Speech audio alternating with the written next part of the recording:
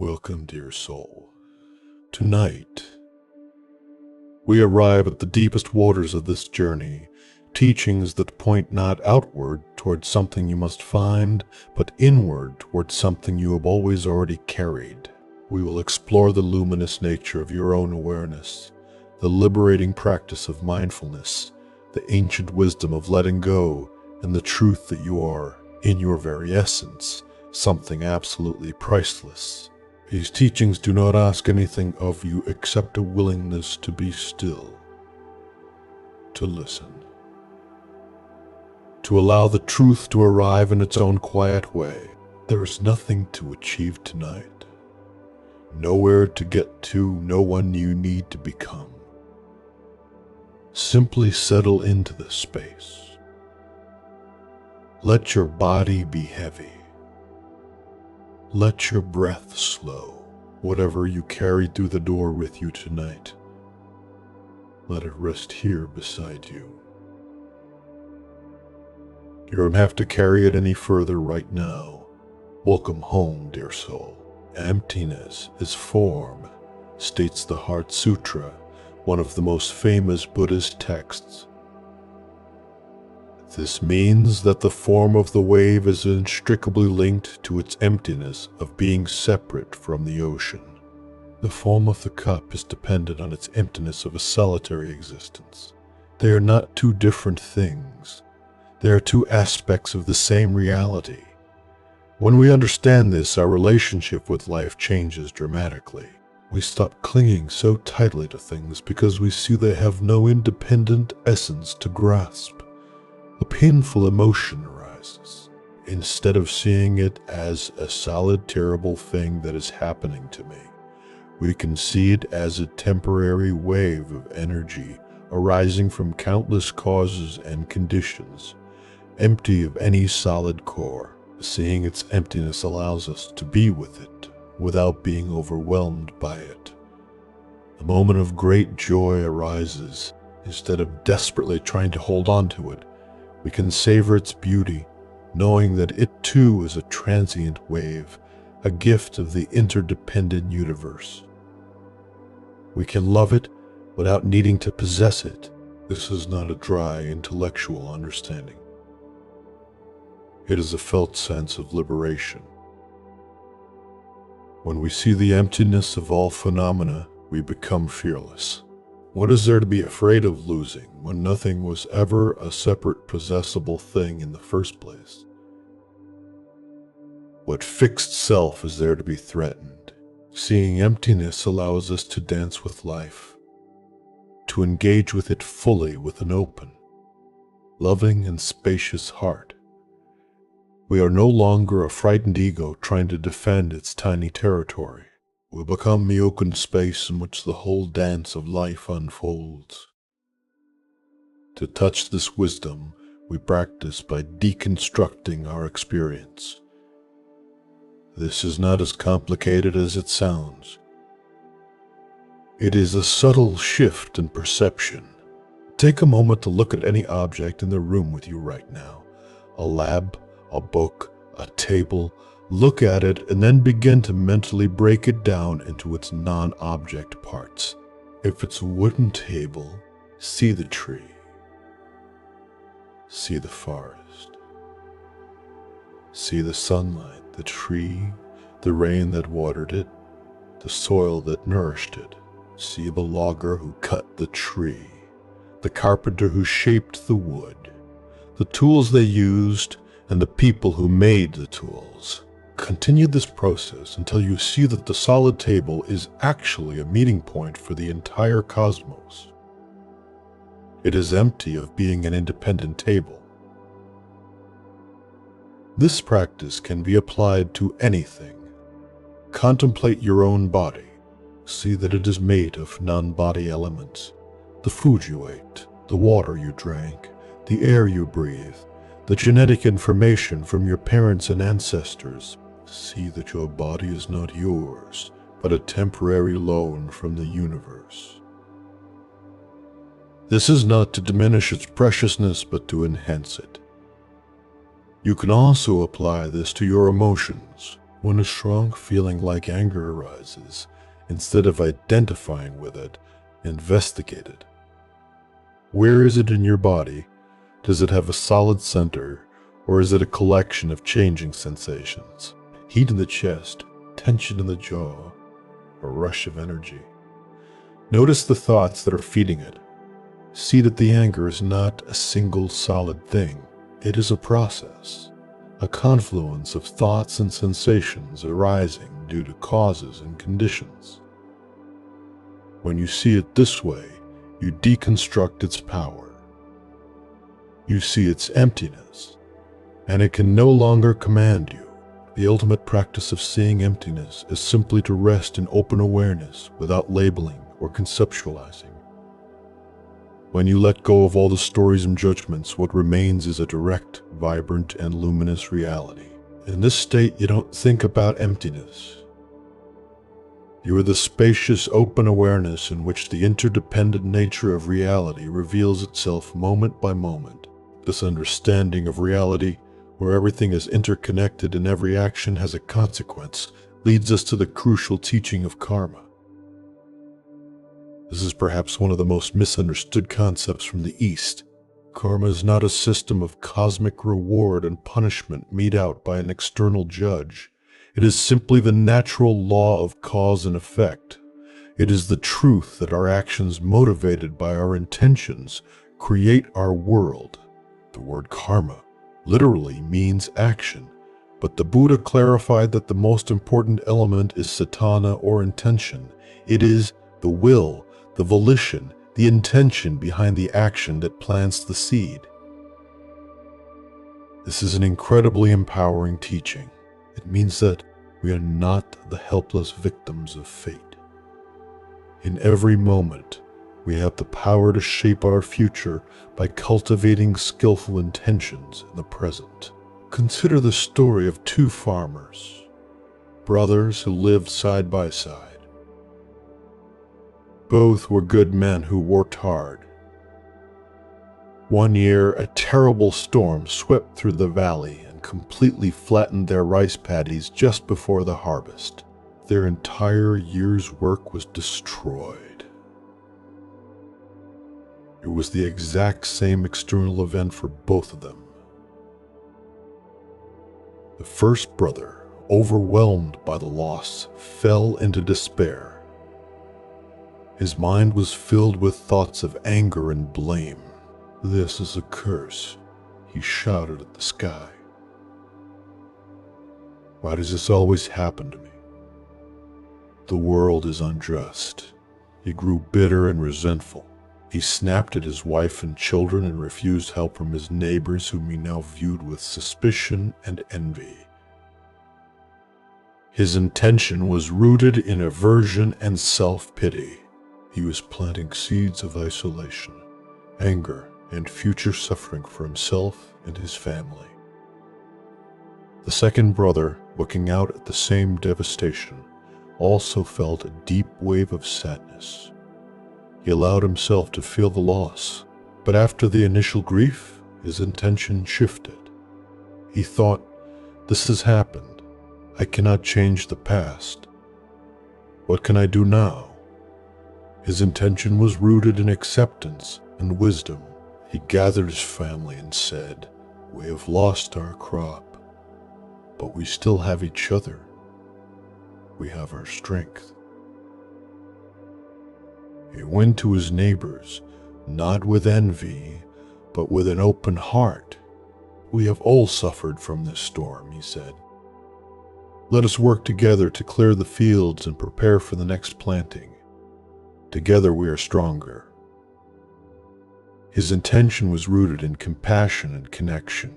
He was planting seeds of community, resilience, and future happiness.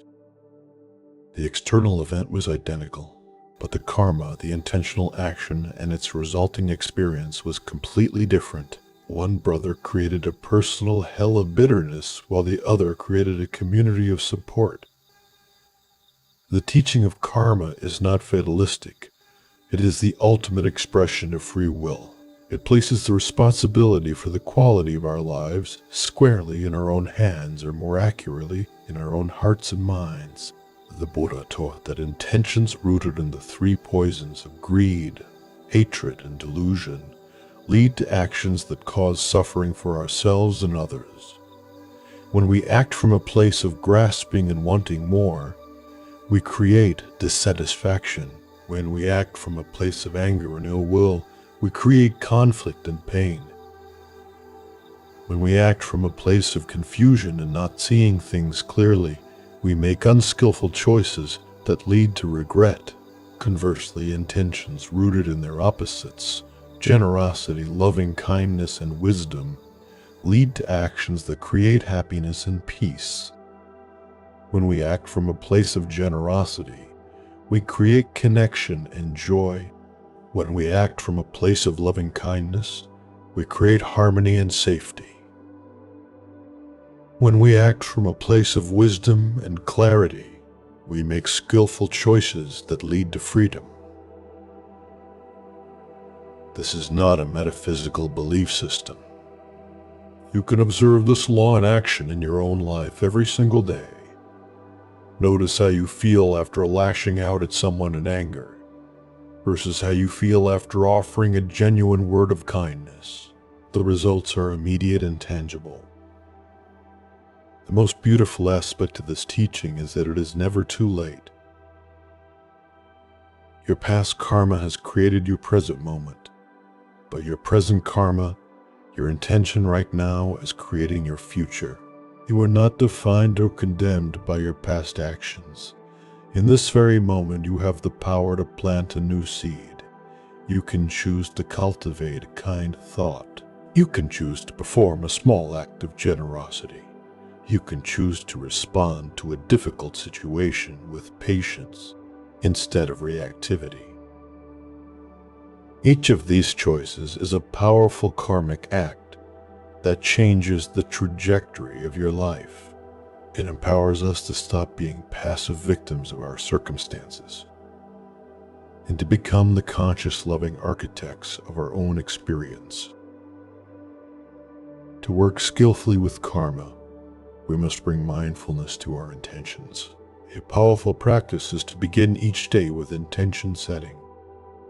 Before you get out of bed, or as you have your first cup of tea, take a moment to set a simple, wholesome intention for the day. It could be, today I will practice patience, or today I will listen with an open heart, or today I will be kind to myself. Setting a conscious intention at the start of the day acts like a rudder for your mind, helping to guide your actions in a skillful direction.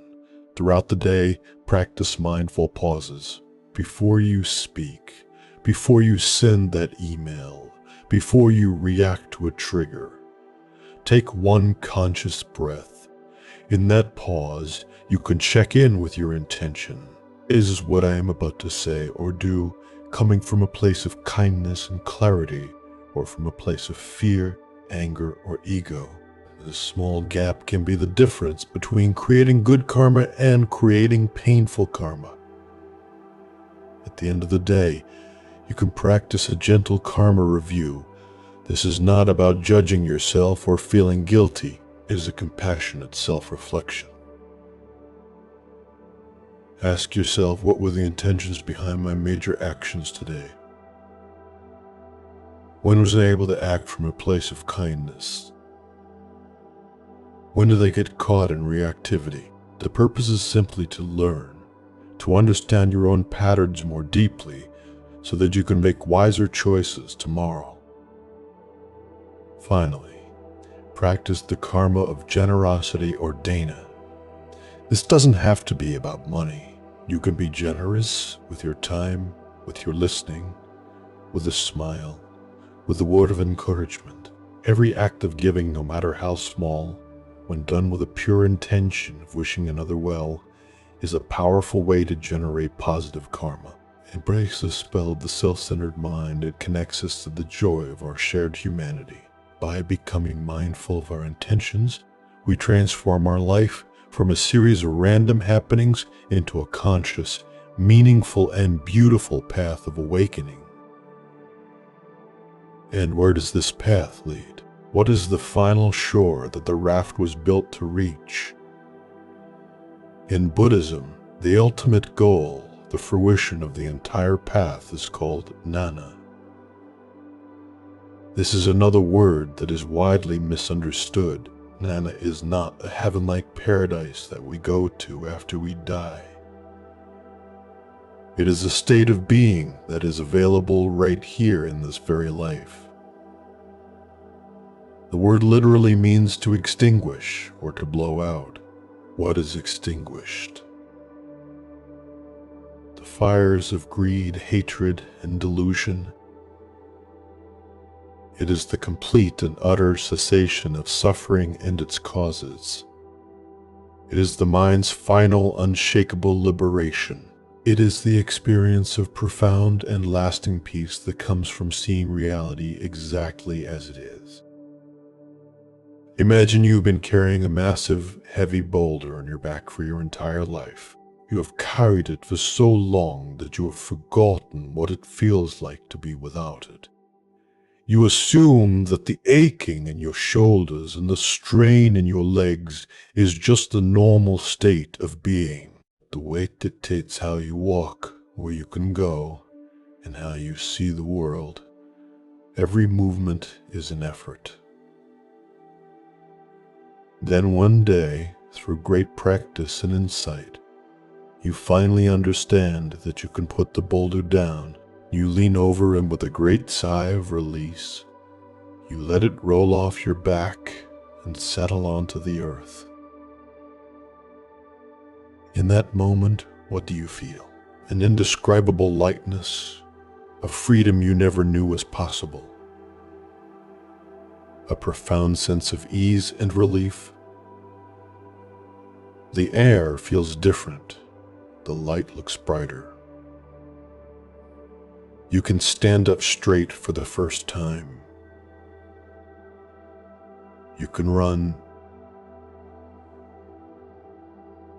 You can dance. That feeling of relief, of unburdening, of final release. That is a metaphor for jnana. It is not an escape from life. It is the beginning of truly living, free from the crushing weight of our mental burdens.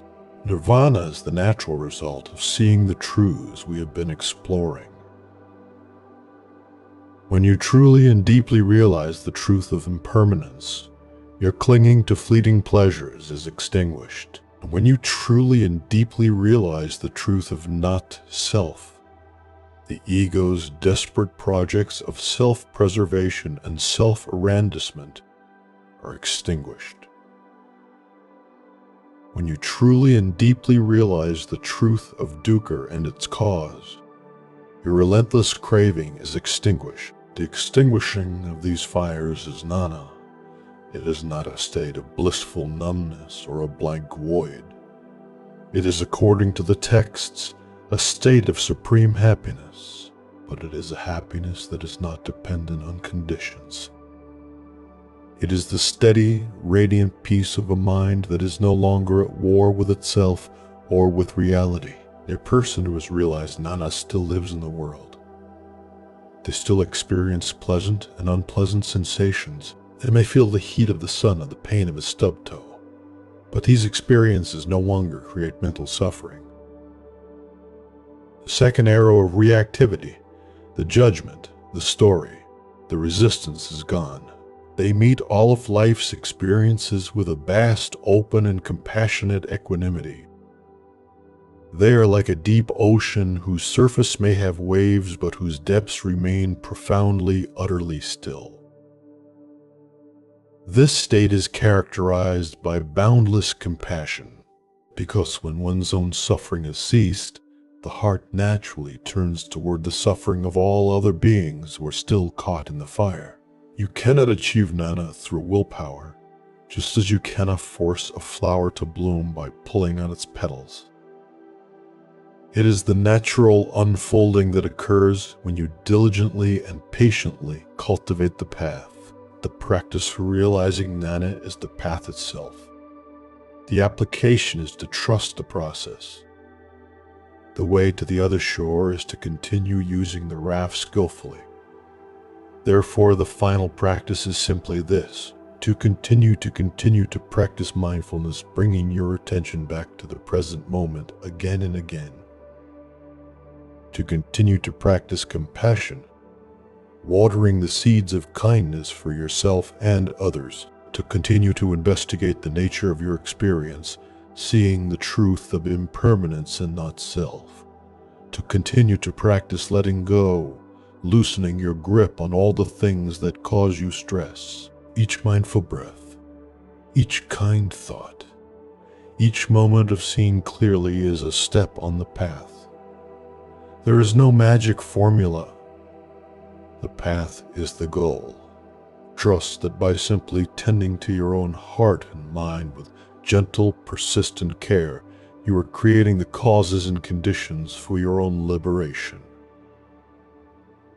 The final practice is to rest in the possibility of this freedom, to know that a state of peace beyond all understanding is not just a myth, but the inherent potential of your own mind.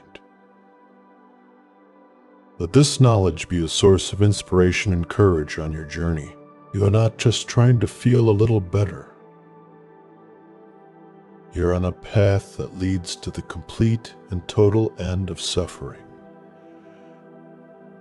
Now let us conclude our journey with some timeless Zen stories. Yamoka Teshu was a young and intellectually gifted student of Zen who had spent considerable time studying Buddhist philosophy and developing what he believed was a sophisticated understanding of the deepest teachings. He was particularly drawn to the profound concepts of emptiness and non-duality that form the foundation of advanced Buddhist thought, and he felt confident that his grasp of these ideas demonstrated significant spiritual achievement. Having heard of the renowned master Doan's reputation for wisdom and insight, Yamoka decided to visit him to demonstrate his understanding and perhaps receive acknowledgement of his philosophical sophistication. He approached this meeting with the confidence of someone who had mastered complex intellectual material and expected to engage in elevated spiritual discourse. When Yamoka was granted an audience with Master Doan, he found the master sitting quietly in a simple room, smoking his bamboo pipe with calm composure. The atmosphere was peaceful and unpretentious, but Yamoka was eager to share his insights and engage in profound philosophical discussion. Master Yamoka began with the authority of someone well-versed in Buddhist doctrine.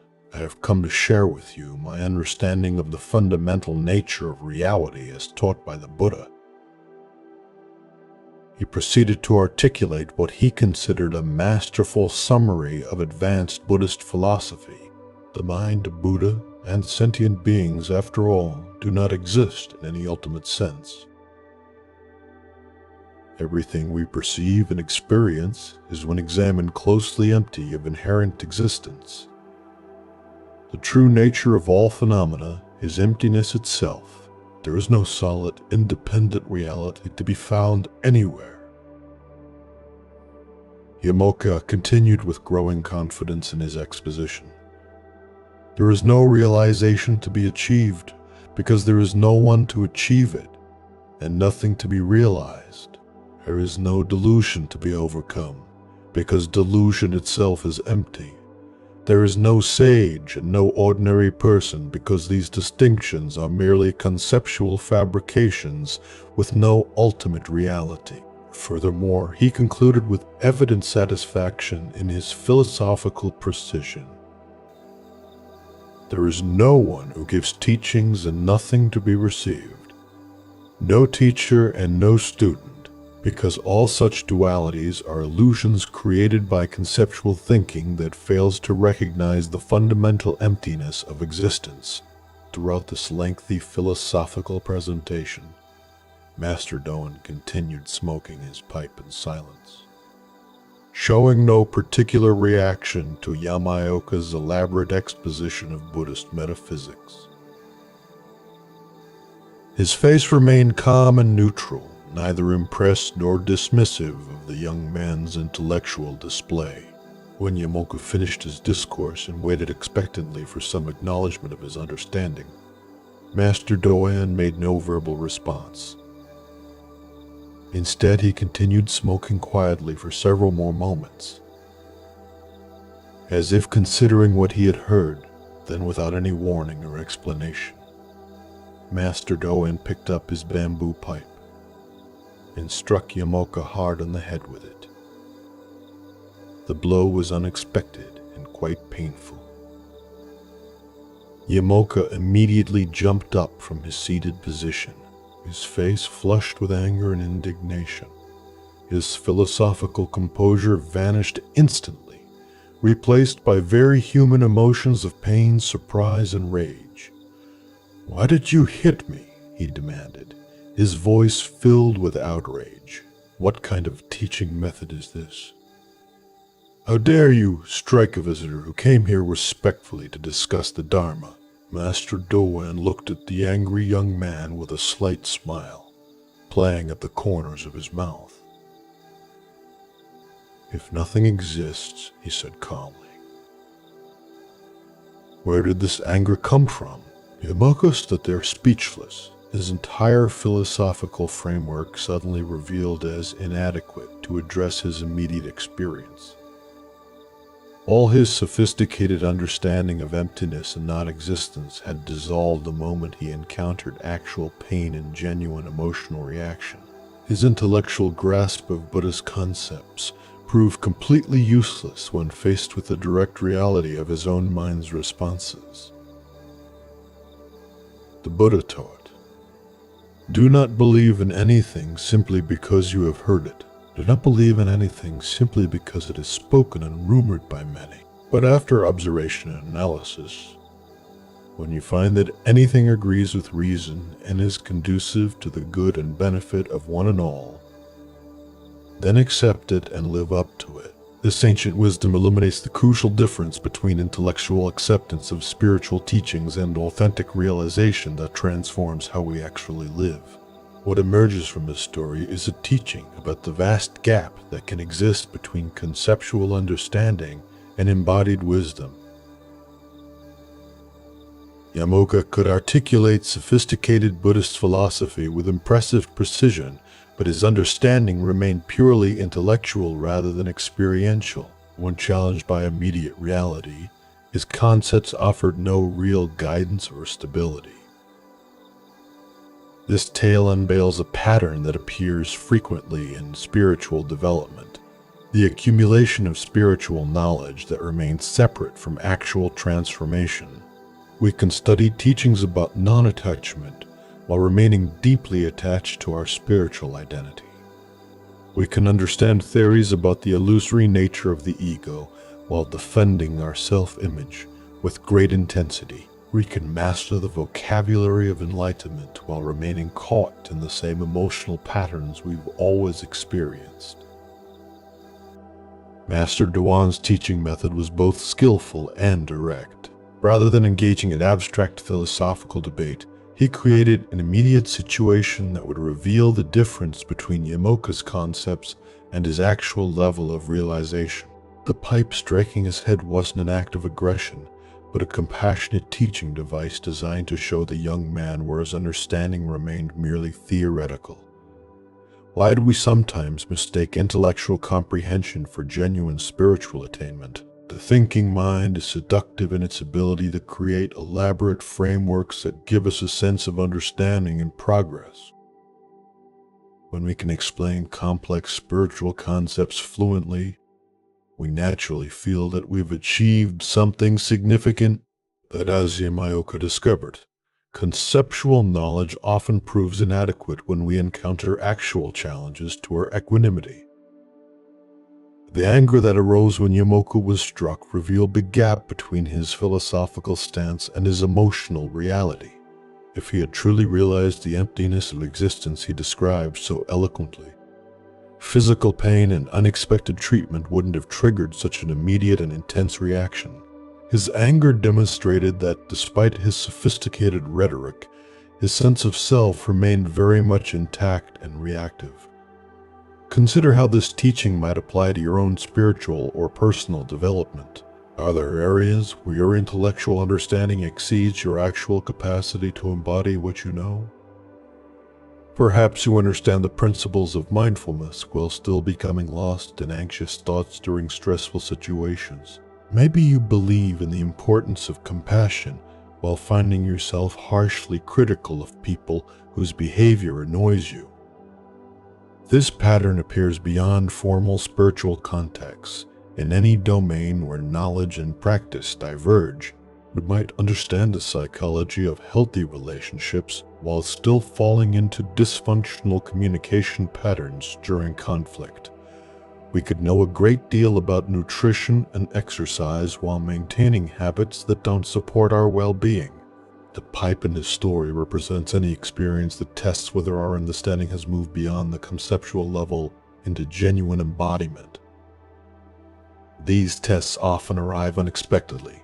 A criticism that triggers defensiveness, a setback that reveals hidden attachments, or a conflict that exposes the gap between our spiritual ideals and our actual responses. Zen Buddhism emphasizes direct experience over intellectual knowledge, precisely because concepts alone cannot transform consciousness. We can study meditation techniques extensively, but sitting quietly with a restless mind for 20 minutes often teaches us more about the nature of awareness than reading countless books about mindfulness theory. Master Dua's question, "Where did this anger come from?" pointed directly to the contradiction between Yamaoka's philosophical position and his immediate experience. If nothing truly exists, including the self that could be offended, then anger should have no basis for arising. The fact that anger did arise so quickly and intensely revealed that Yumoko's realization of emptiness remained conceptual rather than experiential. The Buddha said, "However many holy words you read, however many you speak, what good will they do you if you do not act upon them?" Yamaoka had absorbed many holy words about emptiness and non-existence, but his reaction to the pipe demonstrated that these words hadn't yet transformed his actual relationship to experience. What's remarkable about this teaching encounter is how quickly it revealed the truth of Yamoka's situation. Rather than allowing him to continue building elaborate intellectual frameworks that might take years to deconstruct, Master Dawan's direct intervention immediately exposed the gap between knowledge and realization. Tonight, as you reflect on your own spiritual and personal development, can you identify areas where your intellectual understanding might exceed your actual capacity to embody what you know?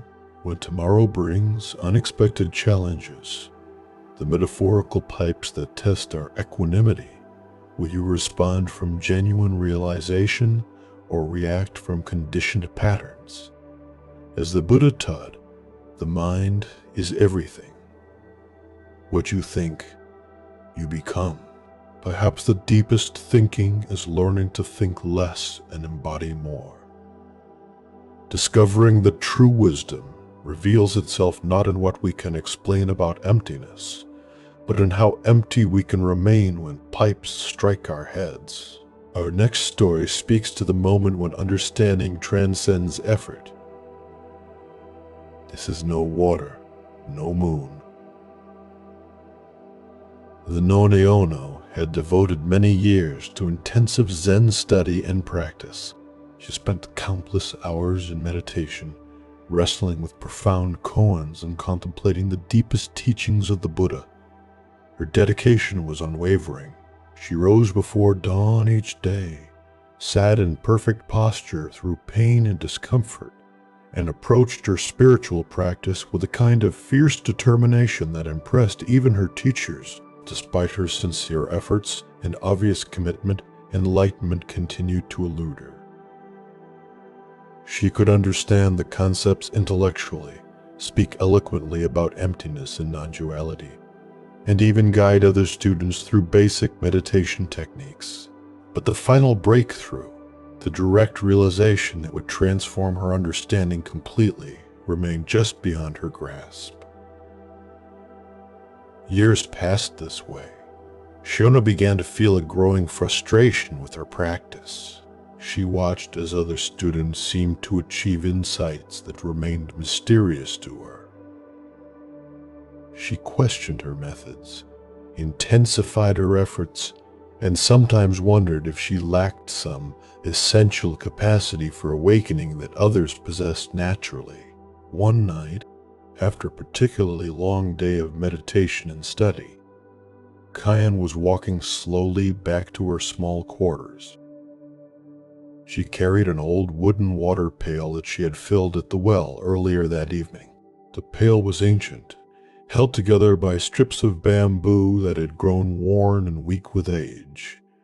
It had served faithfully for many years, but she could feel it becoming increasingly fragile in her hands.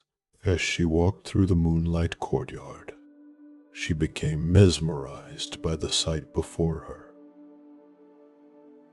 The full moon hung perfectly in the dark sky above, its bright light illuminating the temple grounds with a soft, ethereal glow.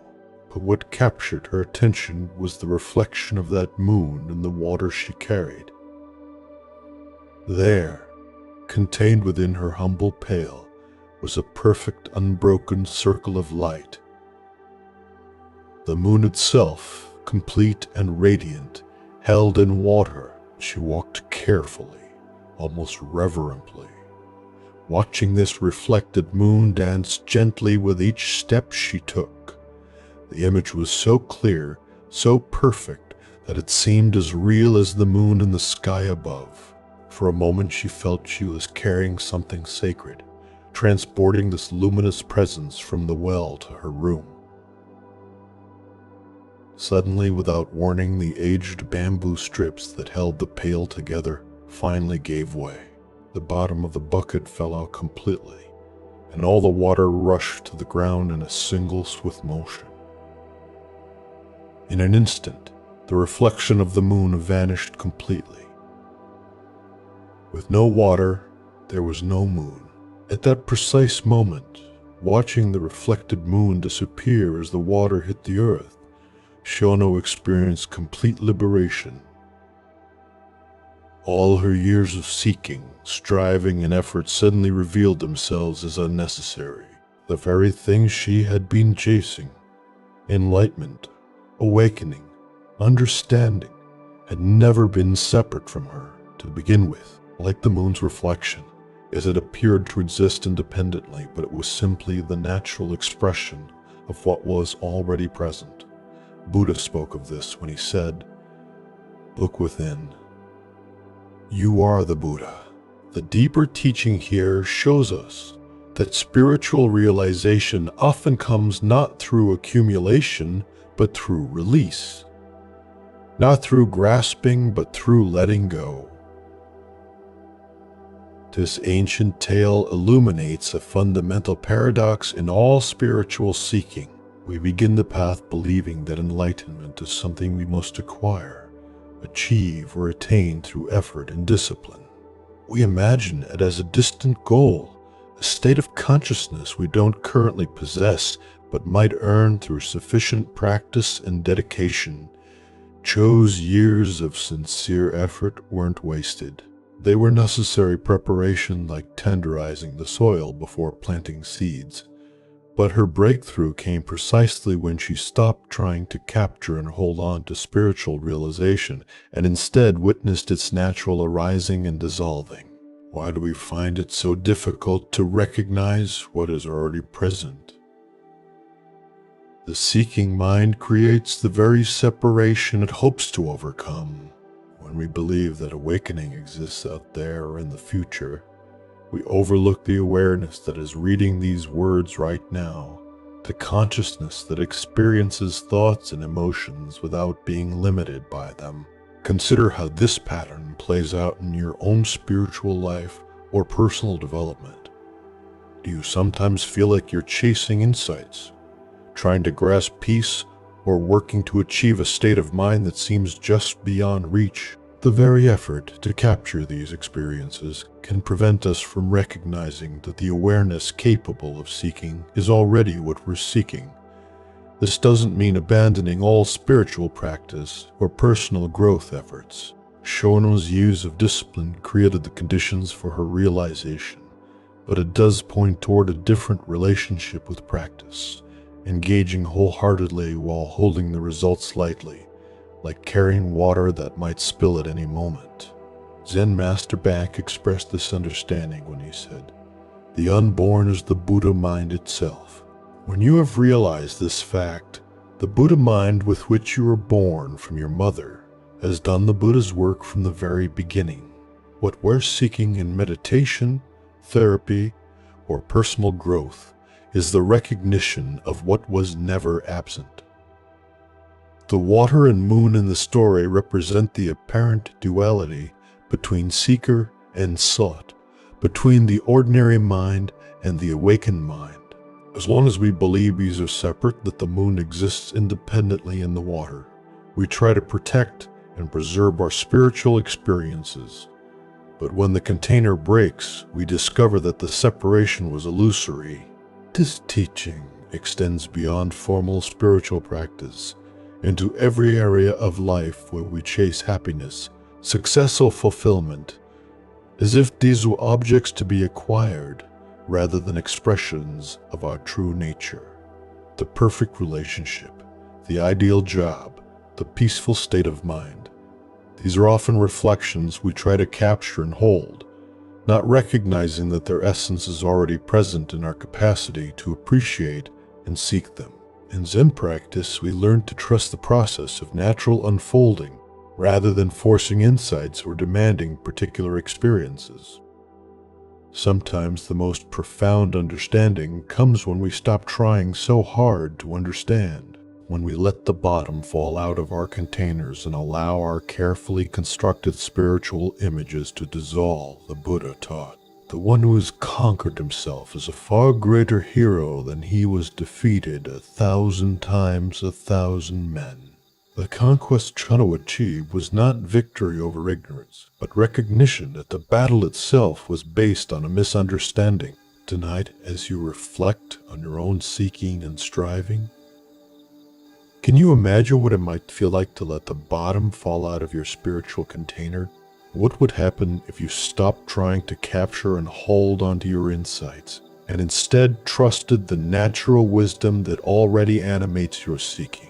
As the Buddha reminded us, within you, there is a stillness and a sanctuary to which you can retreat at any time and be yourself. Perhaps what we're looking for has been looking through our eyes all along, that has now turned to a story about recognizing our true worth through the eyes of those who can truly see. This is the value of a diamond. A young student was walking along a riverbank one peaceful afternoon when something caught his eye among the smooth stones at the water's edge. Reaching down, he picked up what appeared to be an unusually beautiful stone, larger than his fist, with an interesting crystalline structure that caught the light in intriguing ways. Though he didn't know exactly what it was, something about the stone's appearance suggested it might be more than just an ordinary river rock. Curious about his find, the student took the stone to his Zen master. "Master," he said, bowing respectfully, "I found this stone by the river. I wonder if it has any value at all, or if it's just another piece of ordinary rock." The master examined the stone briefly, turning it over in his weathered hands. Without giving away what he might have suspected about its true nature, he looked at his student thoughtfully. "Go to the marketplace," he instructed, "and find out what people think this stone is worth. But remember this carefully. No matter what anyone offers you, do not sell it. Simply learn what they would pay and return to me with that information." Following his teacher's instructions, the student went first to the bustling marketplace in the center of town.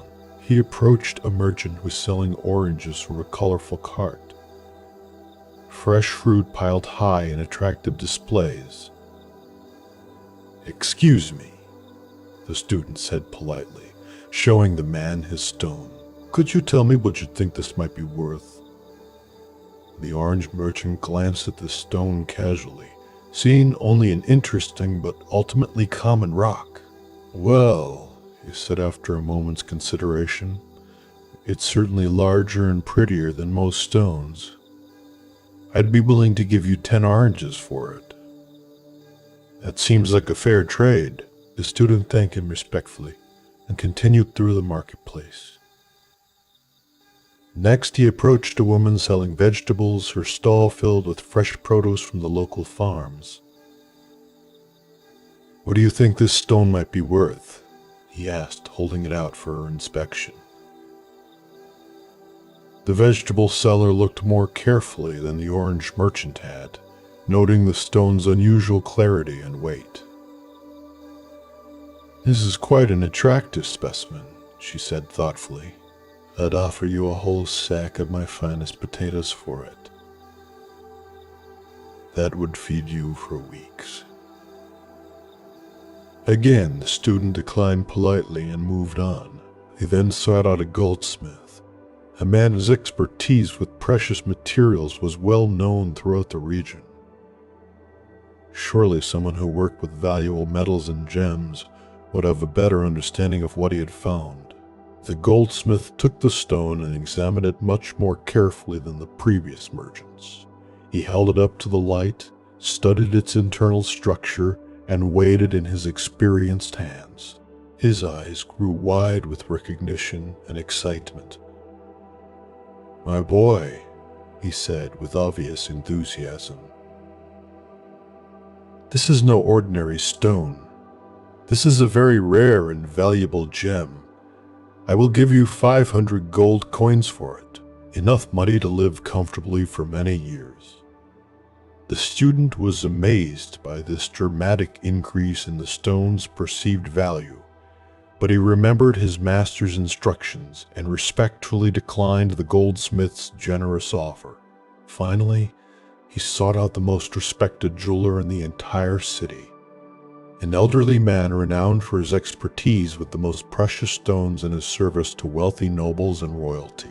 This jeweler had handled treasures that belonged to kings and queens, and his knowledge was considered unparalleled. The old jeweler took the stone with reverent care, holding it up to examine it in the bright light streaming through his shop window. He turned it slowly, studying every facet and internal reflection. His expression gradually transformed from professional interest to profound awe and wonder. After several minutes of careful examination, he gently placed the stone on a soft velvet cloth and looked at the student with deep respect. "Young man," he said in a voice filled with reverence, "where did you acquire this extraordinary treasure? This is not merely a stone. It is one of the most magnificent diamonds I have ever encountered in my entire career. It is absolutely priceless. I could not afford to purchase it. Even if I sold everything I own, my entire shop, my house, all my possessions combined would not be sufficient to pay for what this is truly worth." The student returned to his master with wonder and confusion, recounting each encounter and the dramatically different valuations he had received. The Zen master listened to each part of the story with a knowing smile. "You see," the master said gently when the student had finished, "the orange merchant and the vegetable seller saw only an interesting rock because that was the limit of their perception. The goldsmith recognized its material value because he had the knowledge to identify precious stones. But only the master jeweler could see its true immeasurable worth because he possessed the deepest understanding and the most refined perception." The master paused, looking directly into his student's eyes. "Your life is like that diamond. You can choose to see yourself as having little value like the first merchants did. You could recognize some of your worth like the goldsmith did. Or you could understand that you are absolutely priceless as the master jeweler recognized. The choice of how to value yourself depends entirely on the quality of perception you bring to looking at your own life." The Buddha once said, "If we could see the miracle of a single flower clearly, our whole life would change." This teaching relates profoundly to how we perceive not only the world around us, but ourselves within it. What emerges from this story is a powerful truth about the relationship between perception and value, between the clarity of our vision and our ability to recognize what is precious. The diamond's inherent worth never changed. What changed was the level of understanding and appreciation each person brought to examining it. This ancient wisdom illuminates how we often undervalue ourselves because we're looking through the eyes of those who cannot see clearly, rather than those who can recognize true worth. We might spend our lives seeking validation from people who, like the orange merchant, can only see surface appearances and obvious utility. Or we might feel satisfied when someone recognizes our material accomplishments, like the goldsmith did, without realizing that our deepest value transcends any external achievement. Why do we find it so difficult to recognize our own priceless nature? We're often conditioned to measure our worth through external metrics, our productivity, our achievements, our social status, or our ability to meet others' expectations. These measurements, while not entirely meaningless, are like seeing a diamond and thinking only about how many oranges it might buy. Consider how this teaching applies to your relationship with yourself. Do you sometimes evaluate your worth based on your job performance, your appearance, your relationship status, or your financial situation? These aspects of life matter in practical terms, but they're like the goldsmith's valuation, real, but limited compared to your inherent, unmeasurable value. The different levels of perception in the story also reveal how we might seek recognition from people who lack the capacity to see us clearly. When we feel hurt because someone doesn't appreciate our efforts, doesn't understand our perspective, or doesn't recognize our contributions, we might be expecting the orange merchant to see a diamond. This doesn't mean dismissing all feedback or becoming arrogant about our worth. Rather, it means developing the discernment to recognize who has the clarity of perception to truly see us. The master jeweler's recognition was valuable precisely because it came from deep knowledge and refined understanding. Zen teacher Dogen wrote, "To study the Buddha way is to study the self. To study the self is to forget the self." As we develop greater understanding of our true nature through practice and self-reflection, we begin to see ourselves through increasingly clear perception, like moving from the orange merchant's eyes toward the master jeweler's vision. This teaching also applies to how we see others. When we look at people through limited perception, we might see only their obvious characteristics or social roles. But when we develop the master jeweler's quality of attention, we begin to recognize the priceless nature present in every person we encounter. Tonight, as you reflect on how you've been valuing yourself lately, can you imagine looking at your life through the master jeweler's eyes? What would shift if you truly recognize that your worth is not dependent on your achievements, your appearance, your productivity, or anyone else's opinion? As the Buddha taught, what we think we become. When we see ourselves as priceless, we begin to live from that understanding, naturally expressing the diamond nature that was never actually hidden. Our journey through these teachings now comes to a gentle close. We have walked a long way together. From the simple acknowledgement of life's friction to the profound peace of letting go, we have seen that our suffering comes not from life itself, but from our resistance to its flow. We have discovered that beneath the passing clouds of our thoughts and emotions, the sky of our awareness is always clear and untouched. We have learned to tune the strings of our heart, finding the middle way of balance, and to water the garden of our mind with the unconditional warmth of loving kindness. We have seen that we are not isolated islands, but waves in a single magnificent ocean of being. Now let us bring these threads together in a final moment of practice. Find a comfortable position and gently close your eyes. Take a deep breath in and a long, slow breath out. Let your body feel heavy, supported, and at rest. Bring your awareness to the feeling of the air touching your nostrils. Just for this moment, let this be your anchor. If thoughts arise, see them as clouds drifting through the vast open sky of your mind. You are the sky, not the clouds. Let them come and let them go.